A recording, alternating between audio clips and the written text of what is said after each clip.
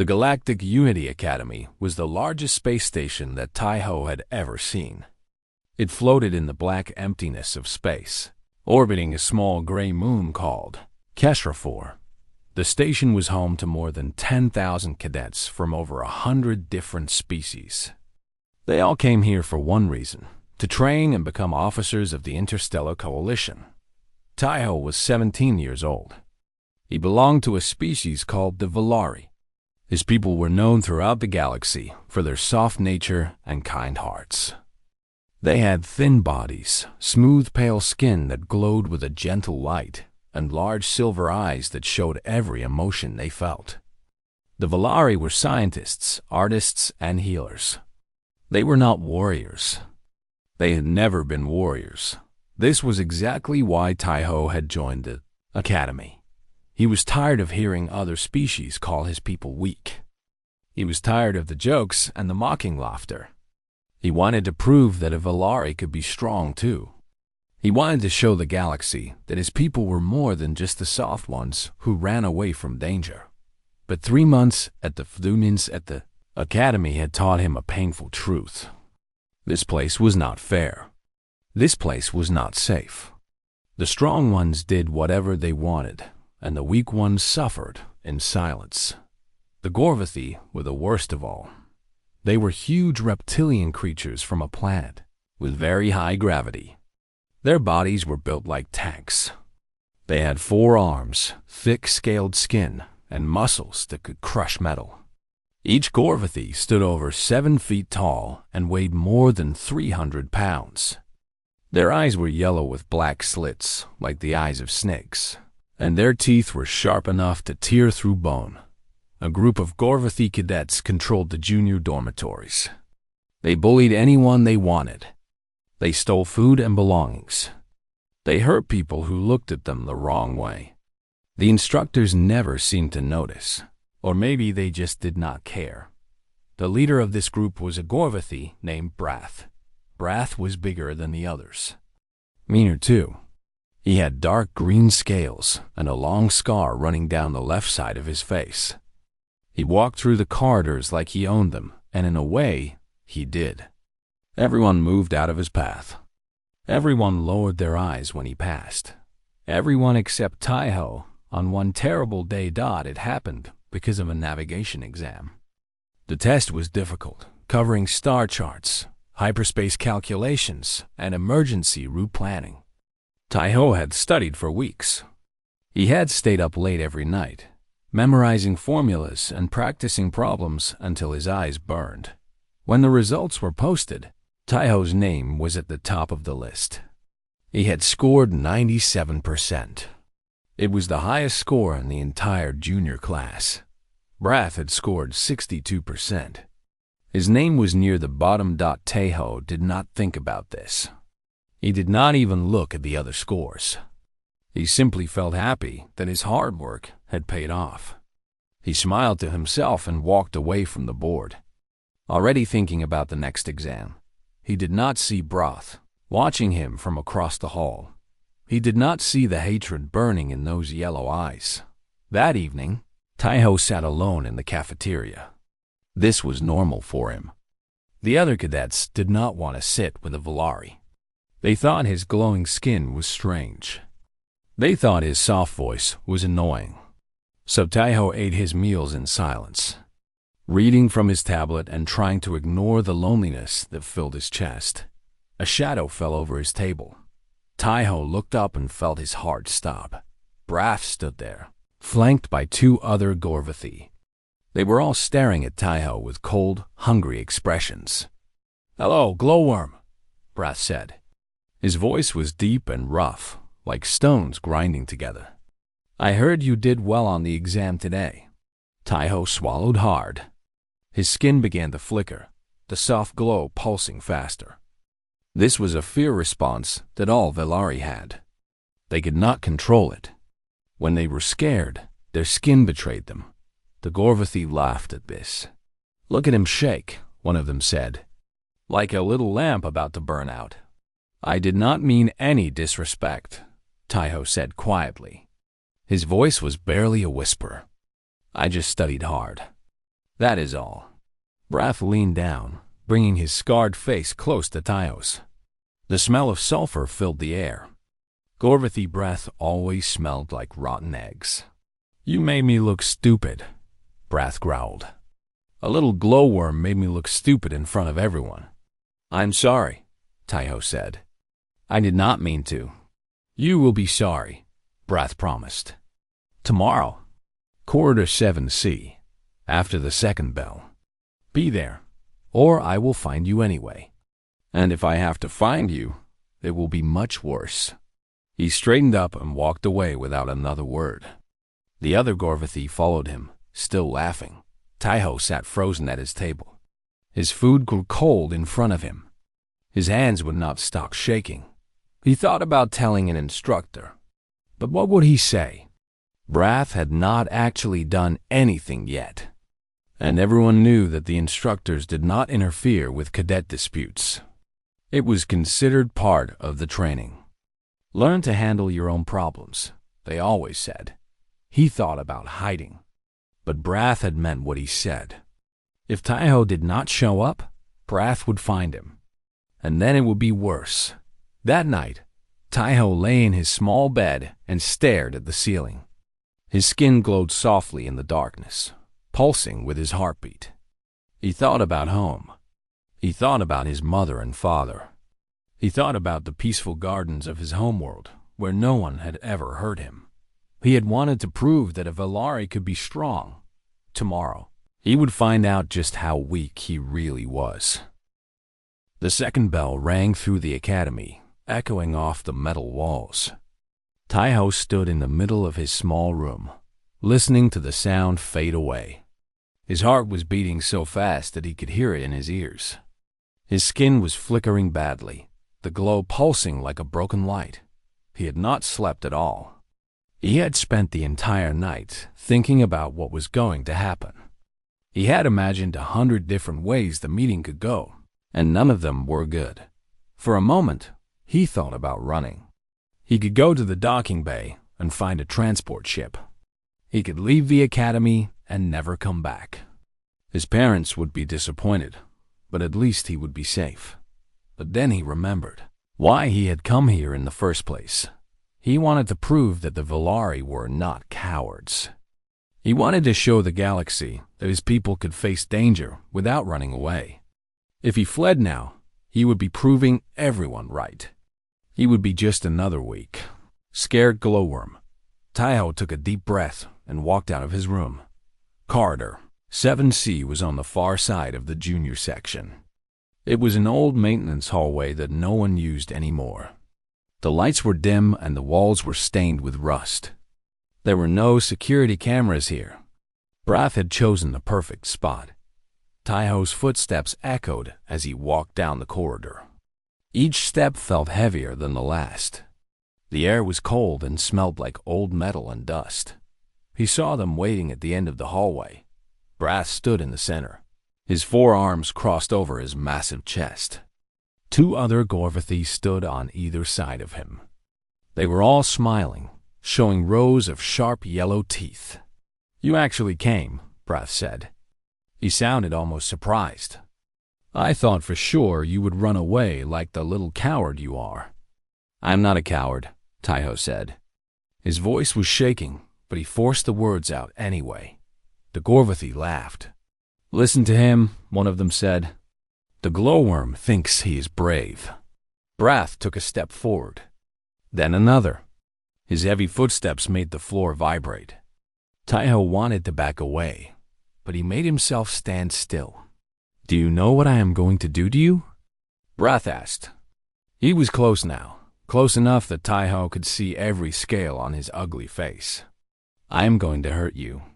Not enough to send you to the medical bay. Just enough to teach you a lesson. Just enough to make sure you never forget your place. Please, Taiho said. He hated how weak his voice sounded. I did not do anything to you. I just took a test. You embarrassed me, Brath growled. A pathetic little Valari made me look like a fool. Do you have any idea how that feels? Before Taiho could answer, Brath's lower arm shot forward and grabbed him by the front of his uniform. The Gorvathy lifted him off the ground like he weighed nothing at all. Taiho's feet dangled in the air as Brath slammed him against the wall. The impact knocked the breath out of Taiho's lungs. Pain exploded across his back and shoulders. He tried to struggle, but Brath's grip was like iron. He could not move at all. "Look at you," Brath said, pressing Taiho harder against the wall. "You cannot even fight back. Your whole species is worthless. You are nothing but prey animals pretending to be people." Taiho's skin was flickering wildly now, the glow strobing in the dim corridor. He knew that this only made things worse. His fear was on display for everyone to see, but he could not stop it. He had no control over his own body. The other Gorvathy moved closer, forming a half circle around them. They were enjoying this. Their yellow eyes gleamed with cruel pleasure. "Hold him steady," Brath said to the others. "I want to make this last." The two Gorvathy grabbed Taiho's arms and pressed them against the wall. Now he was completely helpless, pinned in place like an insect on a board. Brath stepped back and cracked his knuckles. The sound was loud in the quiet corridor. He pulled back one of his upper arms, making a fist that was bigger than Taiho's entire head. "This is going to hurt," Brath said. There was no anger in his voice anymore, just cold satisfaction. "But do not worry. You will heal, eventually." Taiho closed his eyes. He did not want to see the punch coming. He just wanted it to be over. The corridor was silent except for the sound of his own terrified breathing. And then he heard footsteps, quick, light footsteps, coming from the other end of the hallway. Someone was running toward them. Taiho opened his eyes just as Brath's fist began to swing forward. A hand appeared out of nowhere and caught the punch. Just caught it. Like it was nothing. Everyone froze. Even Brath. His arm was stopped in midair, held in place by a grip that would not budge. Taiho looked at the person who had stopped the punch and felt his heart skip a beat. It was a human girl. She was small, much smaller than the Gorvathy. She had black hair tied back in a simple ponytail and dark eyes that seemed to burn with a quiet fire. She was wearing the same cadet uniform as everyone else, but on her, it looked different somehow. It looked dangerous. Her hand was wrapped around Brath's fist like a steel clamp. "Put him down," she said. Her voice was calm, quiet, almost gentle, but there was something underneath that calm, something that made the air in the corridor feel suddenly cold. Brath stared at her in shock. He tried to pull his arm back, but it did not move. The human girl held him in place without any effort at all. "What do you think you are doing?" Brath demanded. "Do you know who I am?" The girl looked up at him with those burning eyes. "I know exactly who you are," she said. "You are a bully who picks on people weaker than you. And I do not like bullies." She squeezed his fist. And Brath, the terror of the junior dormitories, the monster that everyone feared, screamed in pain. Her name was Yuna, and she had been having a very bad day. First, she had woken up late because her alarm had malfunctioned. Then she had spilled hot tea all over her notes for advanced propulsion theory. Then she had discovered that the lift to the upper levels was broken, which meant she had to take the long way around through the maintenance corridors. That was how she had found herself in Corridor 7C, running at full speed and cursing under her breath about the terrible design of this stupid space station. That was how she had seen the three huge Gorvathy pinning a small, glowing boy to the wall. That was how she had seen the fist pulling back, ready to strike. Yuna did not think. She did not calculate.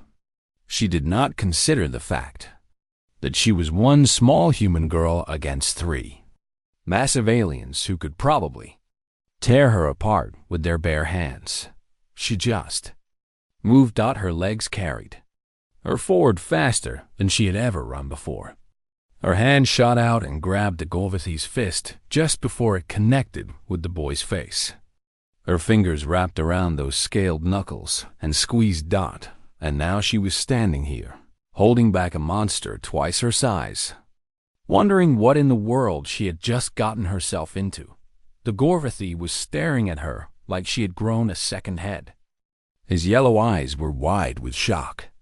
He was trying to pull his arm back, but Yuna held on tight. She could feel his muscles straining against her grip. She could feel the raw power in his body, the strength that came from growing up on a world with twice the gravity of most planets. Dot, it was nothing compared to hers. Yuna had grown up on Earth, a small blue planet in a quiet corner of the galaxy. A planet that most species called a death world. Earth had crushing gravity. Earth had a corrosive atmosphere full of oxygen that could set things on fire.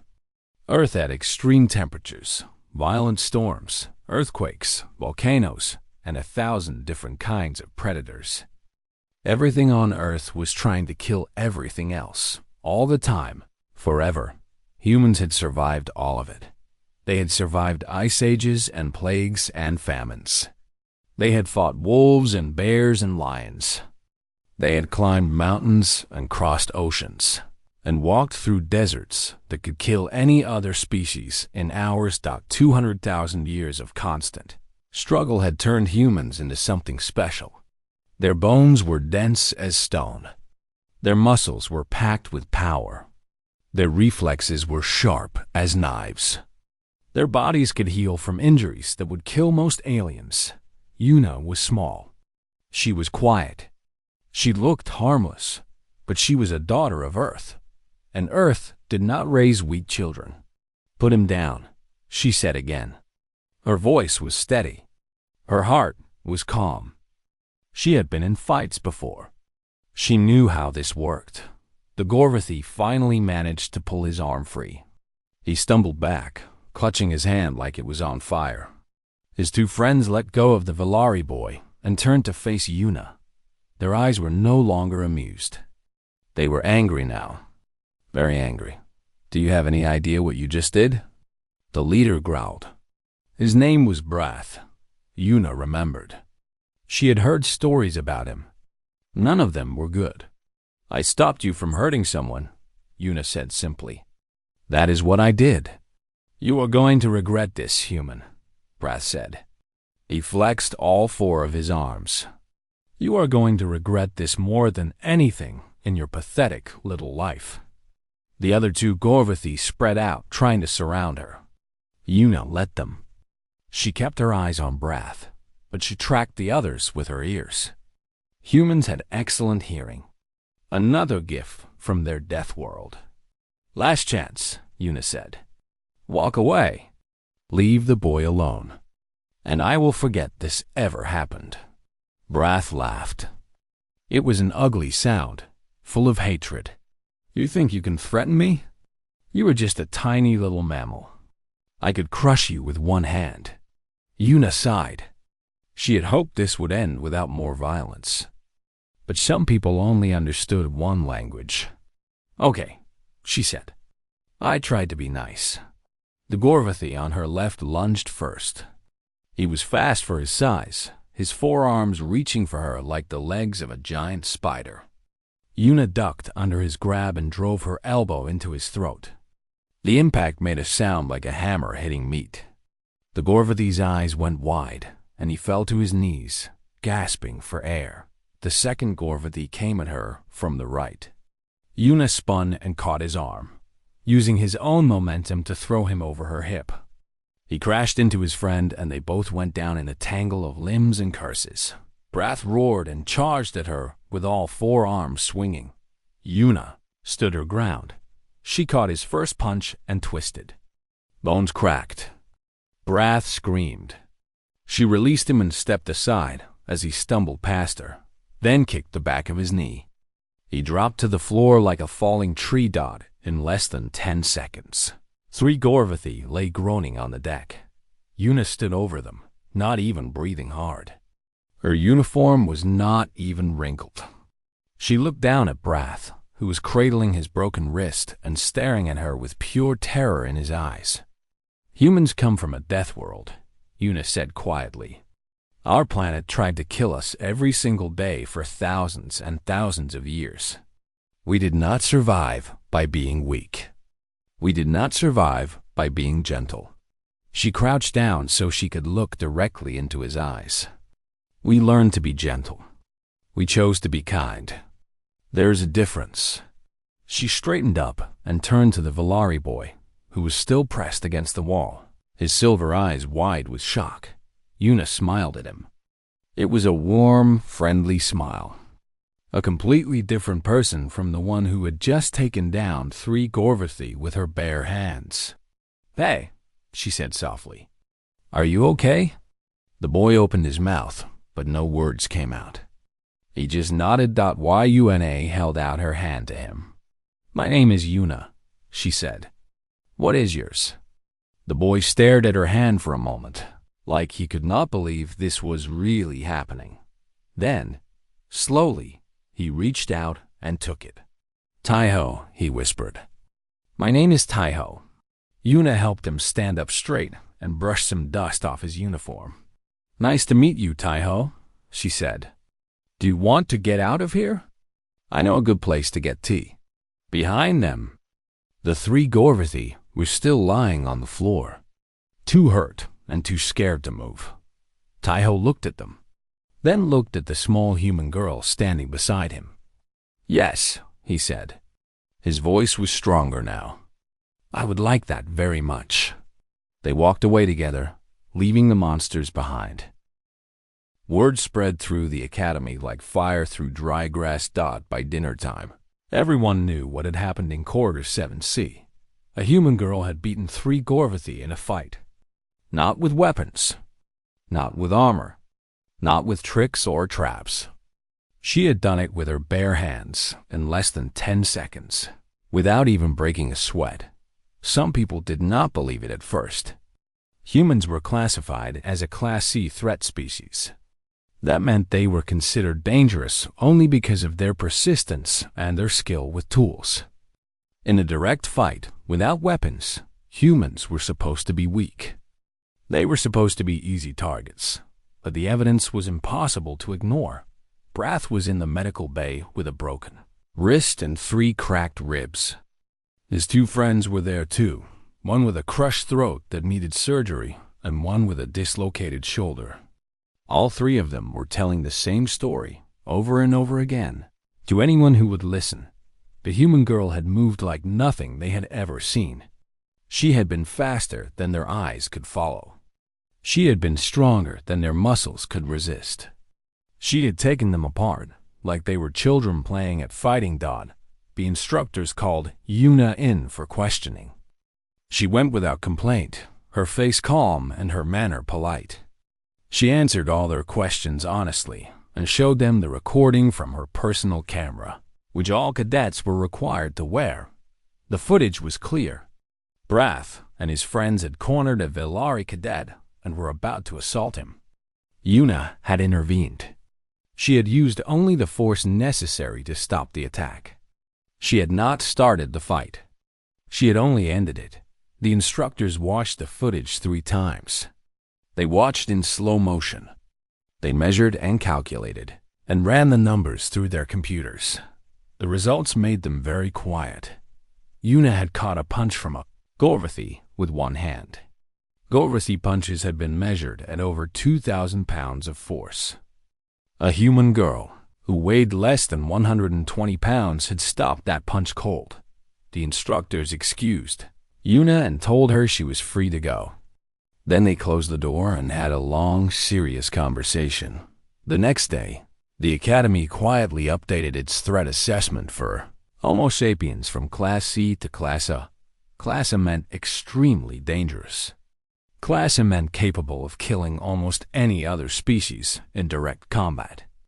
Class A meant do not engage without overwhelming numbers and superior firepower. Humans were now in the same category as the Kreth War beasts and the Zorian acid. Hunters. This information was not made public to the cadets, but somehow everyone seemed to know anyway. People started looking at humans differently after that. They stepped out of their way in the corridors. They spoke to them more carefully. They stopped making jokes about soft mammals and hairless apes. Taiho noticed the change most of all. He was sitting in the cafeteria, eating his lunch alone as usual, when a group of cadets walked past his table. They were Gorvathi, the same species as Brath. Taiho felt his skin start to flicker with fear, but the Gorvathi just nodded at him politely and kept walking. Taiho stared after them in confusion. Then he realized what had happened. Word had gotten around that Taiho was under Yuna's protection now. The human girl had claimed him as a friend, and no one, not even the Gorvathi, wanted to risk making her angry. It was strange. Taiho had come to the academy, hoping to prove that he could be strong on his own. Instead, he had found strength in a completely different way. He had found a friend who was willing to stand up for him. Maybe that was a kind of strength too. That evening, Taiho found Yuna in the recreation room. She was sitting on a couch, reading something on her tablet. She looked up when he approached and smiled. "Hey," she said. "How are you feeling?" "Better," Taiho said. He sat down next to her, keeping a respectful distance. "I wanted to thank you for what you did." Yuna shook her head. "You do not need to thank me. I just did what anyone should do." "No one else did," Taiho said quietly. "No one else ever does." Yuna was silent for a moment. Her dark eyes looked sad. "I know," she said. "That is the problem, is it not? People see bad things happening, but they do not want to get involved. They tell themselves it is not their business. They tell themselves someone else will handle it." She shook her head. "But if everyone thinks that way, then no one ever helps." Taiho nodded slowly. He had thought the same thing many times. "Can I ask you something?" he said. "Of course. How did you do it? How did you beat them so easily?" "I thought humans were—" He trailed off, embarrassed. "Weak?" Yuna finished for him. She did not seem offended. "That is what everyone thinks. That is what we want them to think." Taiho frowned. "I do not understand." Yuna put down her tablet and turned to face him fully. "Humans learned a long time ago that being seen as dangerous makes life harder," she explained. "Other species fear you. They attack you before you can attack them.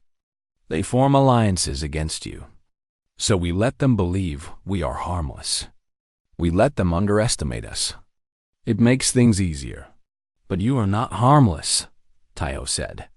"No," Yuna agreed. "We are not. Our planet made sure of that." She held up her hand and looked at it thoughtfully.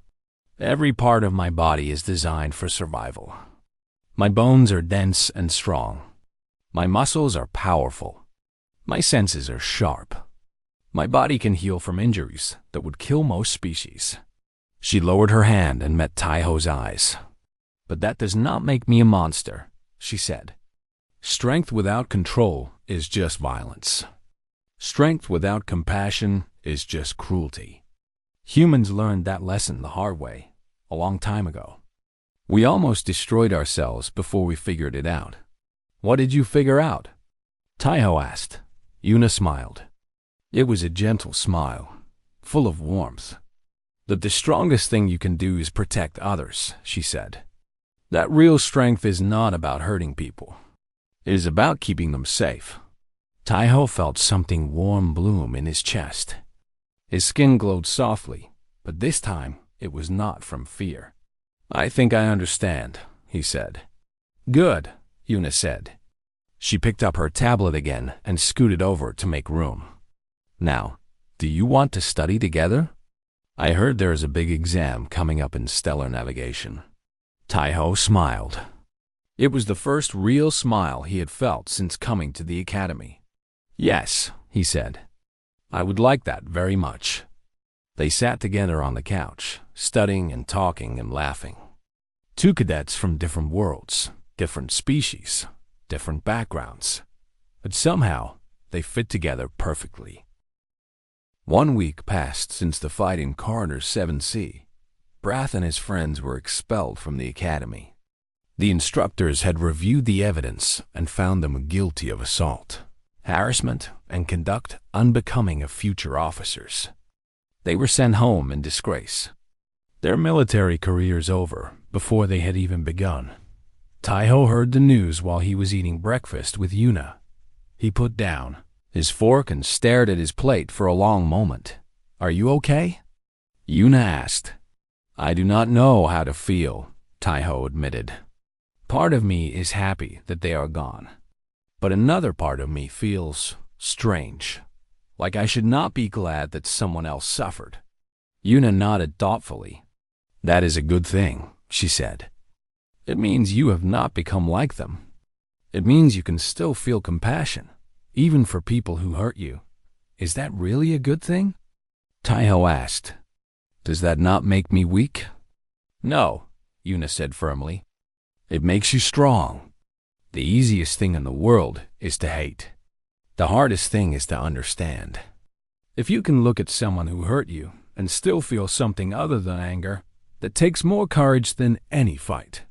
Taiho thought about this for a while. He was not sure he agreed completely, but he trusted Yuna, so he decided to believe her. Things were different now. The academy felt like a completely different place. Other cadets talked to Taiho now. They sat with him at meals and invited him to study groups. Some of them admitted that they had wanted to be his friend before, but had been too scared of Brath and his gang. Now that the bullies were gone, they felt safe enough to reach out. Taiho was not sure how he felt about this either. Part of him was angry that no one had helped him when he needed it most. But another part of him understood. Fear was a powerful thing. It could make good people do nothing while bad things happened right in front of them. He decided to let go of his anger. Holding on to it would only hurt him in the end. The biggest change was in how other species looked at humans. Before the fight, humans had been seen as clever but weak. They were good with machines and tools, but not impressive in any other way. Most species thought of them as soft, squishy creatures who needed technology to survive. Now, everyone knew the truth. Humans were Deathworlders. They came from a planet that was constantly trying to kill them.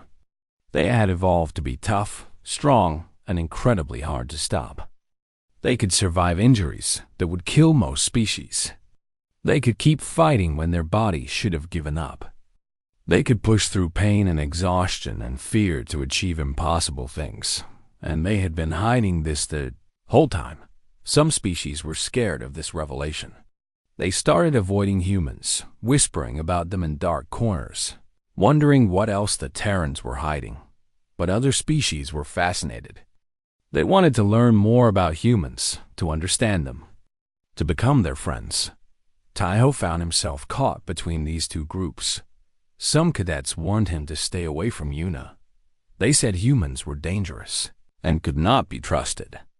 They said Yuna had only helped him to gain influence, to add another ally to her collection. But Taiho knew better. He had seen the look in Yuna's eyes when she stopped Brath's fist. That was not calculation. That was not strategy. That was pure instinct. The response of someone who could not stand by while an innocent person was hurt. Yuna was his friend. His real friend. And nothing anyone said would change that. One evening, a month after the incident, Taiho and Yuna sat together on the observation deck. It was their favorite spot in the whole station. Through the huge windows, they could see Kesra 4 rotating slowly below them, its gray surface covered with ancient craters and dry seas. "Can I tell you something?" Taiho asked quietly. "Of course," Yuna said. "When I first came here, I wanted to prove that I could be strong on my own. I wanted to show everyone that Velari are not weak or cowardly. I wanted to fight my own battles and win them myself." He paused, watching a tiny ship drift past the window. "But now I think I was wrong about what strength really means." Yuna turned to look at him. "What do you mean?"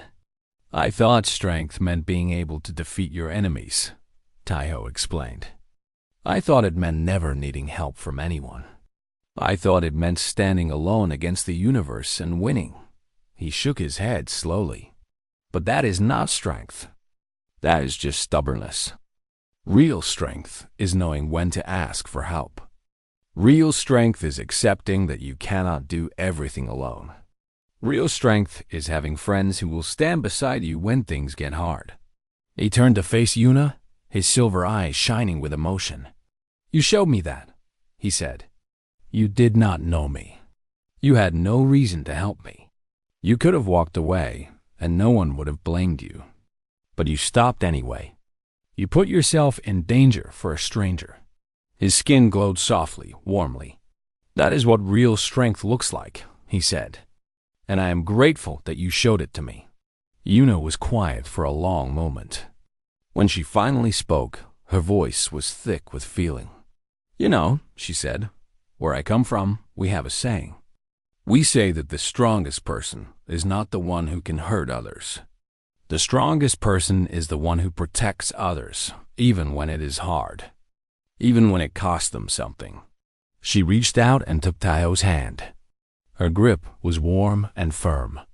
"I did not save you because I wanted something from you," she said. "I saved you because it was the right thing to do. And because—" she smiled, a little shy, "because I could see that you were worth saving. You have a good heart, Taiho. The galaxy needs more people like you." Taiho felt tears prick at his eyes. He had not cried since he was a child. But now, sitting here with his friend, watching the stars wheel past the windows, he could not hold them back. "Thank you," he whispered. "For everything?" They sat together in comfortable silence, two friends from different worlds, watching the universe spin around them. Far below, Kesra 4 continued its endless rotation. Far above, the stars burned with ancient fire. And somewhere in between, in a small observation deck on a crowded space station, a Valari boy and a human girl sat side by side. They did not know what the future would bring. They did not know what challenges they would face or what enemies they would have to overcome. But they knew one thing for certain. Whatever came next, they would face it together, and the galaxy would learn. Slowly but surely, what happened when you made an enemy of humanity, not because humans were the strongest or the fastest or the most advanced, but because humans understood something that most species forgot, that the greatest power in the universe was not found in weapons or technology or raw strength. It was found in the simple act of reaching out a hand to someone who needed help, and saying, "With all your heart, you are not alone."